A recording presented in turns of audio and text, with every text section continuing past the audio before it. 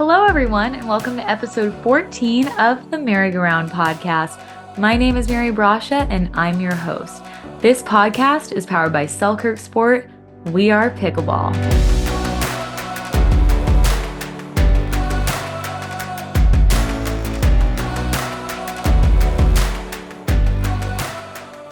We are approaching 2024, and with the new year comes new goals and new opportunities.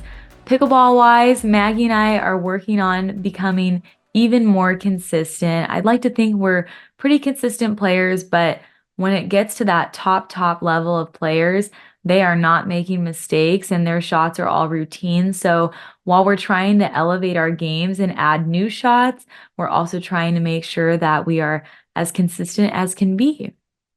We're also really hoping to make it to more championship Sundays. I know that moment at Nationals was just incredible. There were so many highs and lows throughout the year, and that's how it is for, I think, most athletes. There's always going to be good moments and bad ones, but that time at Nationals was just such a great feeling. It really felt like all of our hard work paid off, and I would love to feel that feeling again and again. So we are working really hard to prepare for these upcoming tournaments.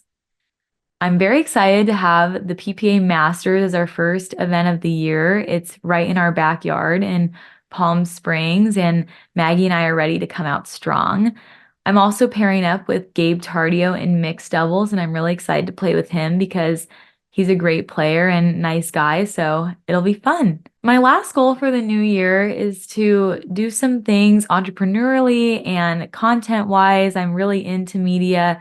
That's what I studied in school. I love film, love editing videos. So I want to bring more of that to pickleball. So be on the lookout for exciting content to come. Since we are entering the new year, I thought I would bring on a newer rising star to the show today to learn more about his pickleball journey. I'm just calling it now on the MaryGoRound podcast that this player is going to make some big waves in 2024, especially now that he has gone full time.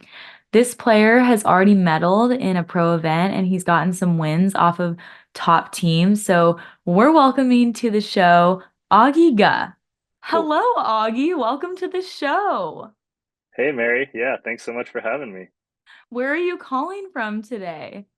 I'm at home in Phoenix, Arizona. Okay, Arizona. Yeah. I hear Arizona is the place to be for pickleball. Yeah. For me, definitely so. I mean, we've just got such a great group of people who are really trying to kind of in that lower tier challenger MLP level who are really trying to make a splash, especially in the next year. So we got guys like Craig Johnson, Pesatoni, Kyle Kazuda, Kaden Nemeth, all these guys, Danny Jensen, who are really just trying to make a splash. And we're all super passionate about pickleball. We play with each other all the time. And so it's a really nice place to be for me. Yeah, I feel like all those names you just mentioned are such cool people and you have like a good vibe going on there. And I just feel like for people out there looking to move somewhere, you might have to look at Arizona. There's just good players everywhere. Yeah, can't recommend moving out here to Phoenix enough. Cost of living is relatively low, and everyone's just so super supportive. And there are a ton of courts, honestly, which is a huge deal. And accessibility is really nice. So yeah, highly recommend.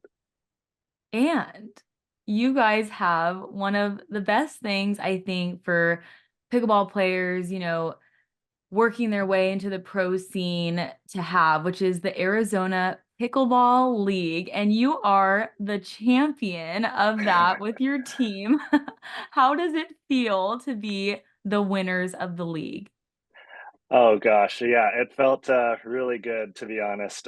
Honestly, it was a little bit of a relief as well, because the entire season we felt like we had the best team, but then to go and execute it every single Tuesday that we played is not always straightforward or simple. So we're really glad to get it done, and yeah, honestly, it feels good to be the champs of season two.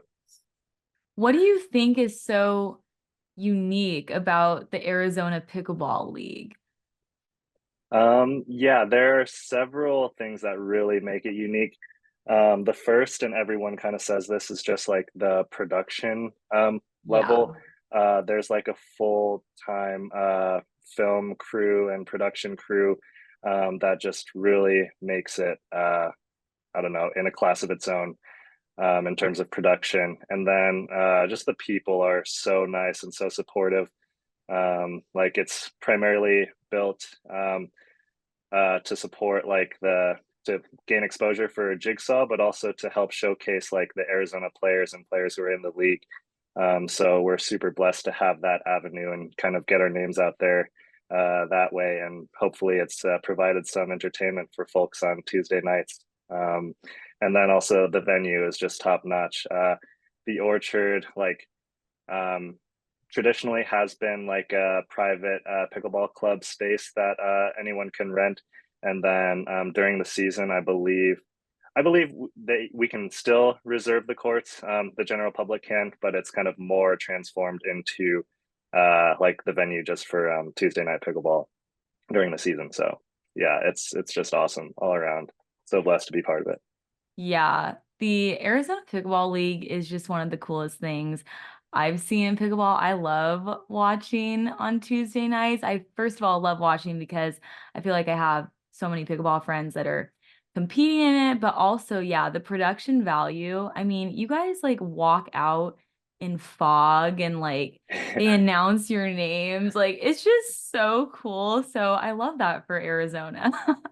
Yeah, thanks for watching. Yeah, the fog and like the intros in the beginning are definitely what get me like the most nervous. Like that's probably the hardest part of any Tuesday night pickleball for me. But no, it's Really? it's super fun. Oh yeah, oh yeah. I get that's when the heartbeat really starts going. Wow. Okay. I would not have expected that, but that's okay. Hopefully it just gets the adrenaline pumping and then you're just ready to go win. I mean, clearly it didn't affect your play. You guys won it all. And was it so fun playing with Craig? Because I wanted to shout out that you guys are such a great team together. I mean, you guys have been taking down some top players in the game. I remember at PPA Vegas, everyone at the venue was watching you guys win against Jay DeVilliers and Callan. I mean, that looked like an epic match. Yeah, big shout out to Craig. I mean, he's just the best dude and such a great player. Our games are super complementary. And yeah, I think we've got what it takes to take down even more top teams. We've got really good chemistry. Yeah, honestly, can't say enough good things about Craig. Such a great family as well. Yeah, Aw, that's great. Yes, shout out Craig. And yeah. moving on, now we are going to get the backstory of how you discovered pickleball. Yeah, absolutely. We'll get it straight into it. So I first played in middle school PE. I went to public school out here in Arizona. That was part of our curriculum. We played for a week, and I remember really liking it actually. I was just playing like junior tennis at the time, and I didn't know that something like that existed. So I guess it might have stayed in the back of my mind for all those years until I played again in February of 2022. I was like back home visiting. I was living in Providence, Rhode Island at the time. Um, so back home, I was at like a bar with my friends, and I have a mutual friend with Nico Montoya. And she was like, "Oh, you should come out to this park. Nico comes and plays pickleball, and we all play pickleball." And I'm like, "Okay, that sounds super fun." Played pickleball the next day, loved it. Went back to Providence. I was like still working out there, and then moved back to Phoenix in June of 2022, and then played like a little bit here and there when I got back, and then kind of started to play regularly in September of 2022. So that's kind of when I started to get a little integrated into the Arizona pickleball scene, and yeah, haven't really looked back since. It's just been so fun. And where did you go to school again? Did you? Yeah, I did my undergrad. So my first 2 years, I went to the University of New Mexico, and then transferred to the University of Arizona. And then I did my master's out at Brown, Rhode Island. Got it. Wow. Okay. So you've been all over and playing the pickleball too. That's so great. What really makes pickleball special to you versus like tennis even? For sure, I think it's the community. Like in tennis and especially junior tennis, like everything was like so cutthroat and so just emphasizing winning and like trying to get these like scholarship spots or roster spots at anyone's like desired school. And so it kind of made competing honestly a bit of a job, like as a junior tennis player. And then now pickleball, it's just like for professionals, obviously it still is a job, but at the same time it's still something that is like super fun, and I really look forward to competing every single weekend because like my peers even will if I have like a good result, they'll text me and like vice versa, whereas in tennis I never got anything like that. So yeah, it's just the community, the friendliness and the atmosphere is awesome. Yeah, it's such a supportive environment. I feel like people are always cheering each other on. It's great to see like when new faces come in the sport, like cheering them on, rooting for their journey. And oh, yes, you're just making me want to play a pickleball tournament right now. I could play one every weekend if I could. Yeah, same. Competing in pickleball is just like the best thing ever for me.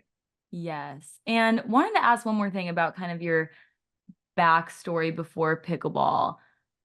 Did you play any other sports besides tennis or just mainly tennis? Yeah, tennis was my main sport. Okay. I also swam pretty competitively until Oh. I was like 11.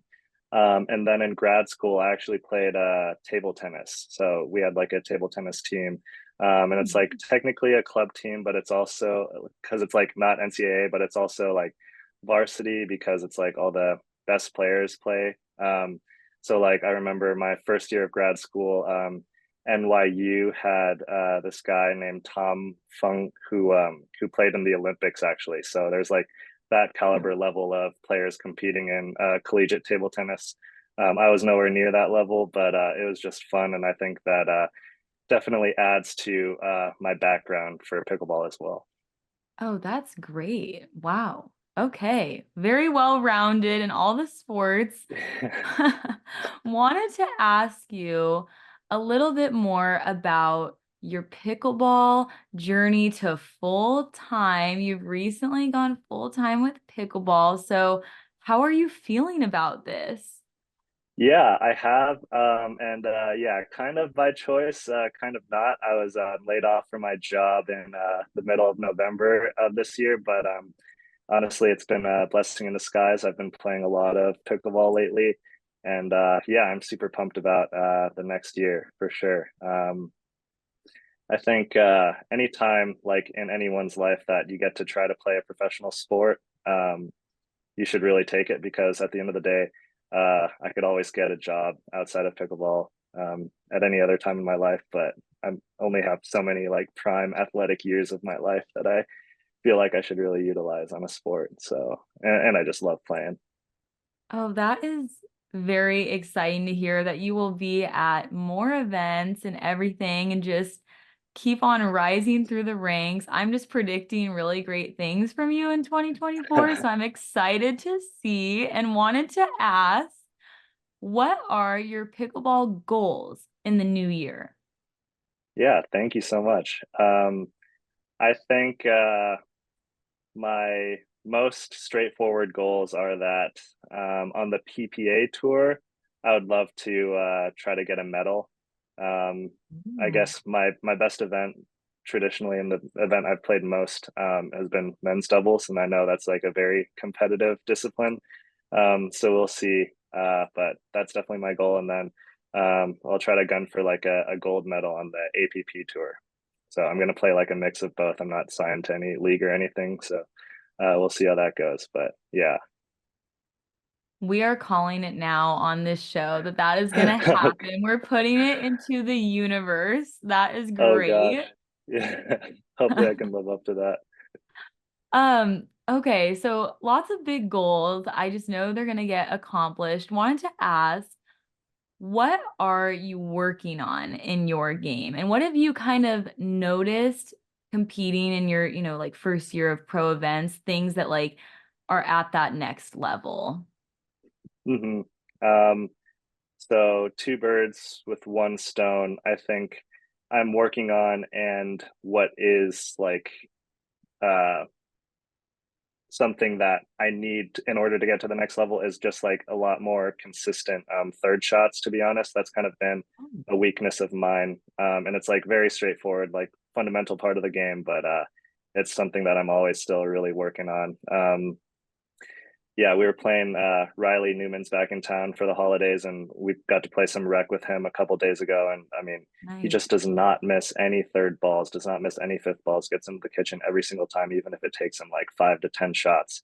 And that's something that I am kind of lacking in my game, to be honest. So more consistent in the thirds. And then at the kitchen line, I'd say I'm always kind of working on my offense, particularly my backhand flick out of the air.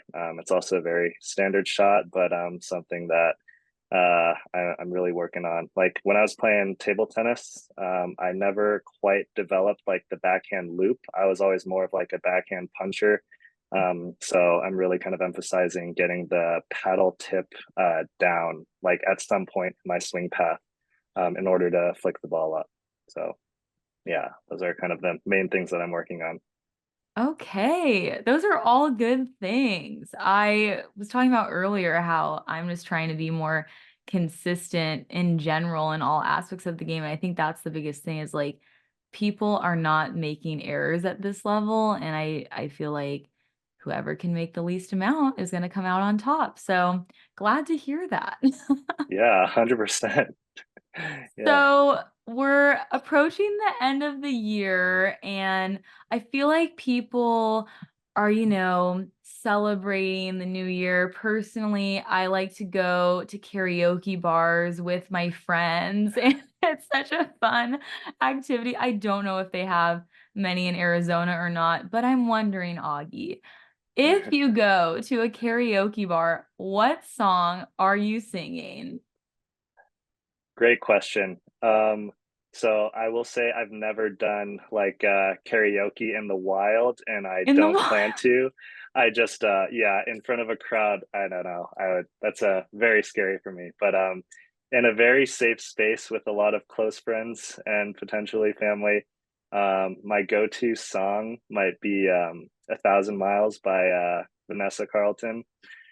Yeah, it's Wow. just a banger, an all-timer. That is an interesting choice. I like it. I like Uh-huh. it. Okay. We'll be rooting to hear that song after you win all your medals in the next year. Someday, someday. Well, Augie, thank you so much for coming on the Merry-Go-Round podcast. It has been so fun chatting with you. I just know you are going to do really big things on the tour next year. Of course, yeah. Thanks so much for having me, Mary. I'm a big fan of you and a big fan of the show, so it's been an absolute honor. Thank you. And thank you to everyone who tuned into this episode of the Merry-Go-Round podcast. We will see you next time. Bye. Yeah, thank you all for watching. Bye.